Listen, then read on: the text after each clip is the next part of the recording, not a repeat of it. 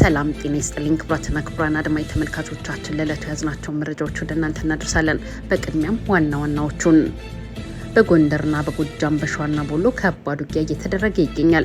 የፋኖ ኃይሎች በወሎ ቀጠና ባደረጉት የሁለት ሳምንታት ዘመቻ ከ3000 በላይ የአገዛዙን ወታደሮች መደምሰሳቸውን አሳውቀዋል። ክልሉ በአገዛዙ ኃይሎችና በፋኖ ኃይሎች መካከል የሚደረገው ውጊያ ዛሬን ቀጥሎ መዋሉ የተነገረ ሲሆን ትናንትና ከአዲስ አበባ በጥቂት ኪሎ ሜትር ርቀት ላይ የፋኖ ኃይሎች አንዲት ከተማን ለተከታታይ 8 ሰዓታት መያዛቸውና የአገዛዙን ካምፕ ማውደማቸው ተነግሯል።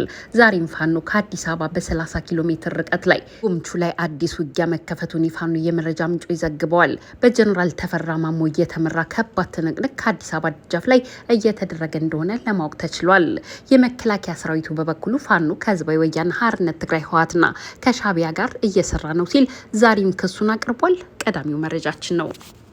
በሶማሊያ ክልል በህዝብ ማመላለሻ ባቡር ላይ በተከሰተ አደጋ በርካታ ሰዎች መሞታቸው ተነግሯል። ሌላኛው መረጃችን ነው። መንግስት የረጅም ጊዜ ወለድ በሚከፈልባቸው የውጭ ብድሮችና የውጭ ገንዘብ ድጋፎች ላይ ጥገኝነቱን እንዲቀንስ አዲስ በወጣ ሪፖርት ተጠየቀ። ኢትዮጵያ ከቻይና ካለባት 5.4 ቢሊዮን ዶላር የሚጠጋ ዕዳም ከፊሉን ወደ ቻይና ዩዋን ለመለወጥ ከቻይና ጋር ድርድር መጀመሯ ተነግሯል። በዜናችን አካተነዋል። የካናዳው ጠቅላይ ሚኒስትር ቤንጃሚን ኔታንያሁ ካናዳ ከገባ ዓለም አቀፉ የወንጀለኞች ፍርድ ቤት በሰጠው ትዕዛዝ መሰረት እናስረዋለን ሲሉ አሳወቁ። ይህ በእንዲህ እንዳለ የእስራኤሉ ጠቅላይ ሚኒስትር ቤንያሚን ኔታንያሁ በኢየሩሳሌም የግብፁን የስለላ ኃላፊ አግኝተው መነጋገራቸው ተሰምቷል። በዜናችን የያዝነው ሌላኛው መረጃችን ነው። ውድና የተከበራችሁ አድማጭ ተመልካቾቻችን ከላይ ባርስት ዜና ያሰማናችሁንና ሌሎች ተጨማሪ መረጃዎችን ይዘናል። አብራችሁን በመቆየት እንድታደምጡን በትህትና በመጠየቅ ወደ ዝርዝር መረጃዎቹ እሸጋገራለሁ። ይህ ኢትዮ ዜና ነው። አብራችሁን ቆዩ። የፋኖ ኃይሎች በወሎ ቀጠና ባደረጉት የሁለት ሳምንታት ዘመቻ ከ3000 በላይ ያገዛዙን ወታደሮች መደምሰሳቸውን አሳወቁ። የመከላከያ ሰራዊቱ በበኩሉ ፋኖ ከሻዕቢያና ከህወሓት ጋር እየሰራ ነው ሲል ዛሬም ክሱን አቅርቧል። የፋኖ ኃይሎች አመራር የሆኑት አስረስ ማረ ዳምጤ በበኩላቸው በፋኖ ላይ እየቀረበ ያለውን ክስ በተመለከተ ምላሽ ሰጥተዋል። መሬት ላይ በተጨባጭ ምንም አይነት ወታደራዊ ትብብርና ሚሊተሪ አላያንስ እስካሁን ድረስ የተፈጠረ ቢሆንም ጉዳዩ ላይ ምላሽ የሰጡት የአማራ ፋኖ ከፍተኛ አመራሩ አስረስ ማረ ዳምጤ የህልውና ስጋት ያለባቸው የትኞቹም የኢትዮጵያ ህዝቦችም ሆኑ ሌሎች አካላት ይህንን ወቅታዊ አደጋ በጋራ ለማስወገድ መተባበራቸው አስፈላጊም አይቀሬም ነው ሲሉ ገልጸዋል። አመራሩ በፋኖ ኃይሎች እንቅስቃሴ እስካሁን የተደረገ ወታደራዊ ጥምረት የለም ሲሉ ለአገዛዙ ክስ ምላሽ ሰጥተዋል።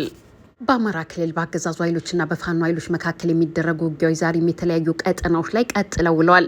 የመንግስት ኃይሎች በቅርቡ በፋኖ ኃይሎች ቁጥጥር ስር የወደቁ አካባቢዎችን ለማስመለስ የከፈቷቸውን ዘመቻ ተከትሎ የፋኖ ኃይሎች በጉዞ ላይ የነበሩ የአገዛዙ ወታደሮች ላይ የሚፈጽሙ ድንገተኛ ጥቃቶችን ተከትሎ ውጊያዎች ያለማቋረጥ በሁለቱ ተፋላሚ ኃይሎች መካከል እየተደረጉም ይገኛሉ።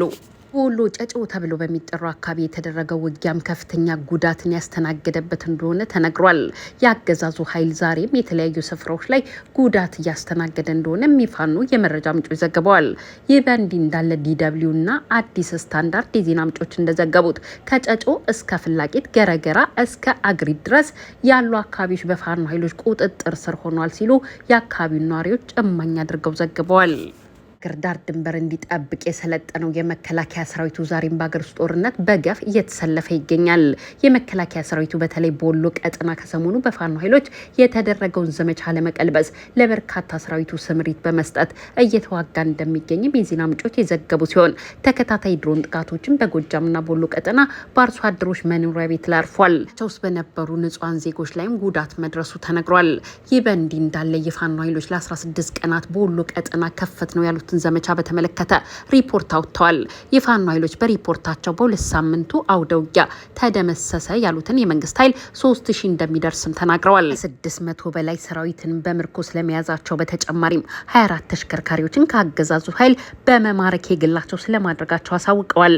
በርካታ የጦር መሳሪያዎችን መማረካቸውን ገልጸው 6 ሞርታር፣ 8 ዲሽቃና ከ1300 በላይ ክላሽንኮቭና ሌሎች ተጨማሪ የጦር መሳሪያዎችን መማረካቸውን በሪፖርታቸው ላይ ጠቅሰዋል።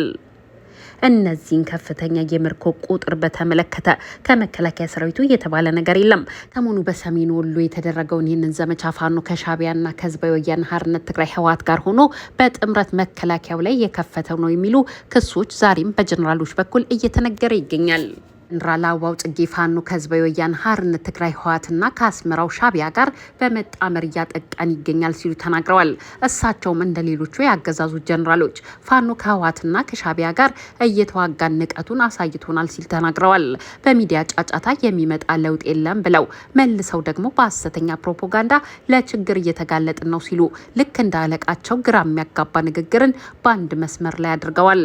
ኃይሎች ከውስጥም ከውጭም ጥላቶች ጋር አመጹብን የሚለውን ክስ ዛሬም በጀነራሉ በኩል ተነግሯል። እሳቸው ይህንን በሚሉበት ዕለትም የሚመሩት ኮማንዶ ኃይላቸው ከዘመሮ እስከ ሰላ ድንጋይ ድረስ ውጊያ ሲያካሂድ መሆኑን የዜና ምንጮቻችን ተናግረዋል። በድሬዳዋ ደዋሌ ባቡር ጣቢያ በደረሰ አደጋ የ14 ሰዎች ህይወት ማለፉ ተነገረ። መነሻውን ከደዋሌ ባቡር ጣቢያ አድርጎ ወደ ድሬዳዋ በመጓዝ ላይ የነበረ የህዝብ ማመላለሻ ባቡር ትናንትና ሌሊት 8 ሰዓት አካባቢ በሶማሌ ክልል ሸነሌ ወረዳ በደረሰበት አደጋ የ14 ሰዎች ህይወት ማለፉ ተገልጿል። በአደጋው 29 ሰዎች ላይ ደግሞ ከባድ እስከ ቀላል ጉዳት መድረሱን የሸነሌ ወረዳ አስተዳደር ማስታወቁን ድሬ ቲቪ ዘግቧል።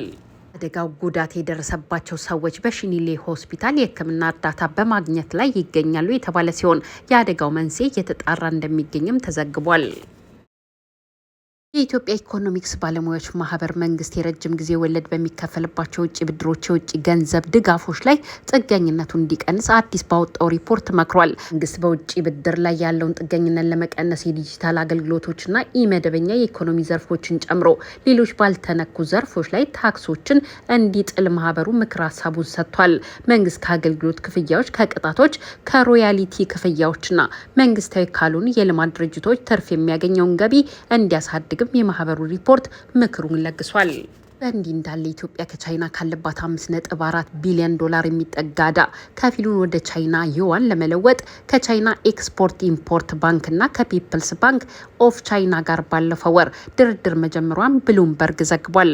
የኢትዮጵያ ብሔራዊ ባንክ ገዢ ኢዮብ ተካልኝ በሁለቱ ሀገራት መካከል በከፊል የዕዳ መክፈያውን ጨምሮ የመገበያያ ገንዘብ ልውውጥ ማድረጉ ትርጉም የሚሰጥ ነው ማለታቸውን ዘገባው ጠቅሷል። የዓለም አቀፍ የገንዘብ ተቋም የአፍሪካ መምሪያ ኃላፊ አበበ ስላሴ ይህ አይነቱ ድርድር ከፍተኛ የቻይና ዕዳ ያለባቸው ሀገራት ከፍተኛ ገንዘብ እንዲቆጥቡ ያግዛቸዋል ማለታቸውንም ዘገባው አመላክቷል። ካናዳ የእስራኤሉን ጠቅላይ ሚኒስትር አሳልፋ እንደምትሰጥ አሳወቀች። የካናዳው ጠቅላይ ሚኒስትር ኔታንያሁ ካናዳ ከገባ ዓለም አቀፉ የወንጀለኞች ፍርድ ቤት በሰጠው ትዕዛዝ መሰረት እናስረዋለን ሲሉ ተናግረዋል። በእንዲህ እንዳለ የእስራኤሉ ጠቅላይ ሚኒስትር ኔታንያሁ ኢየሩሳሌም በሚገኘው ጽህፈት ቤታቸው ከግብጽ የስለላ ኃላፊ ጋር መገናኘታቸውን አሳውቀዋል። ኔታንያሁ ከግብጽ ስለላ ኃላፊ ጋር ትራምፕ በጋዛ ያለውን ጦርነት ለማስቆም ያወጡትን እቅድ በተመለከተ እንዲሁም በግብጽና በእስራኤል መካከል ያለውን ግንኙነት ለማጠናከር በሚወስዱት እርምጃዎች ላይ መወያየታቸውን ጽህፈት ቤታቸው አሳውቋል። እና የተከበራችሁ አድማጭ ተመልካቾቻችን እኛም ለሰዓቱ የያዝናቸው አጫጭር መረጃዎች እነዚህን ይመስሉ ነበረ። ወዳችሁና ፈቅዳችሁ ስላዳመጣችሁን አብራችሁን ስለነበራችሁ ከልብ አመሰግናለሁ። ለቤታችን አዲስ ከሆናችሁ ሰብስክራይብ፣ ላይክና ሼር በማድረግ ቤተሰብ እንድትሆኑን በትህትና በመጠየቅ እሰናበታለሁ። ሰላም ለኢትዮጵያ፣ ሰላም ለሰው ልጆች ሁሉ ይሁን። ቸር ያሰማን። ሻሎም